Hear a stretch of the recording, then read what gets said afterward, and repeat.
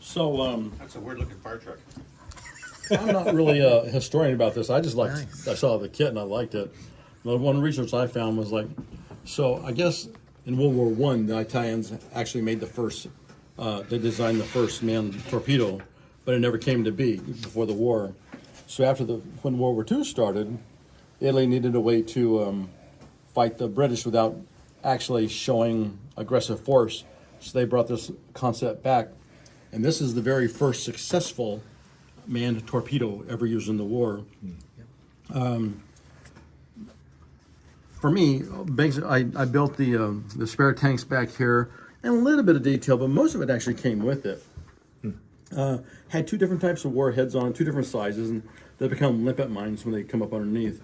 The guy in the back was the commander and the pilot. The guy in the front was called a miner. I guess his job was to make sure the mine was attached to where it needed to be and everything.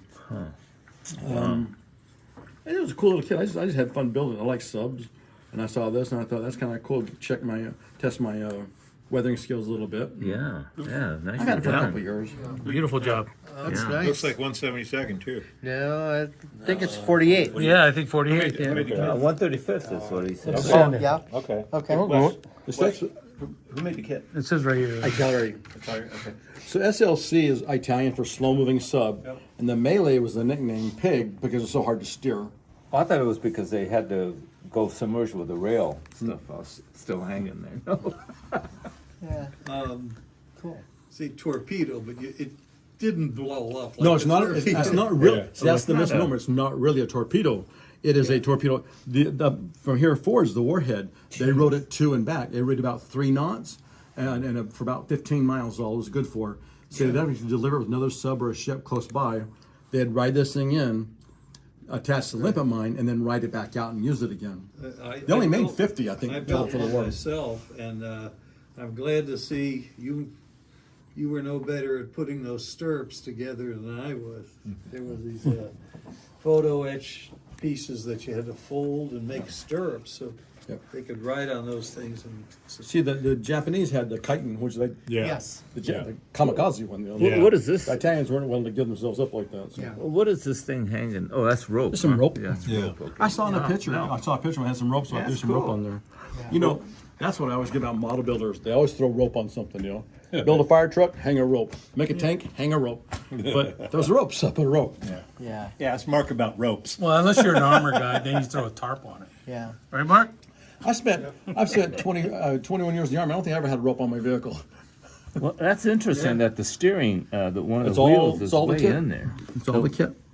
The steering is so far ahead up there, you know, and the seat is right here. I guess. Well, they probably lean Yeah, over. yeah, quite Like yeah, a crotch yeah, rocket, so they'd be yeah. Right. aerodynamic in the water. What do you call Yeah. that? Hydrodynamic. Hydrodynamic. So the only thing I did was back here. I built a spare oxygen tank, and I did a little bit of. This is all mostly kit, but I did a little bit of extra to kind of Sure. Yeah, bring it that's in. great. So. Yeah. Yeah. And maybe I did it because I broke it. I don't really remember, but I. I'm trying Well, I not to. remember the Italians used these to attack the British fleet in Scapa Flow. No.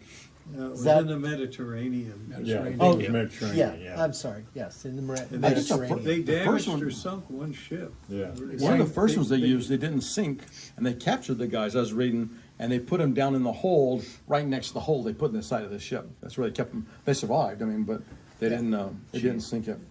And I think they actually used them against an American ship too, if I was reading somewhere, if I'm not mistaken. Well, that's They tried to- must be hard to navigate though, huh? And I'm sure they probably did it at nighttime, right? They did. They usually mostly nighttime. Yeah, absolutely. Jeez When I was Louise. reading, again, I'm not a big historian about it. I was just reading the facts. It comes with a really cool book, the instruction book. Lots of history in it. Lots of pictures of the real machine. So their dive equipment, the figure came with the kit?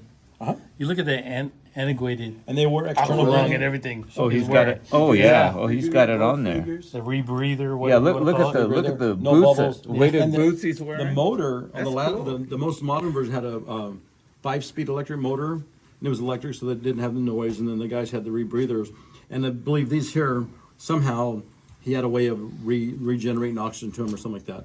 So Well done. Gee, Yeah, that's that is really Nice. nice. Yeah, looks really nice. Nicely weathered. Yeah. Yep.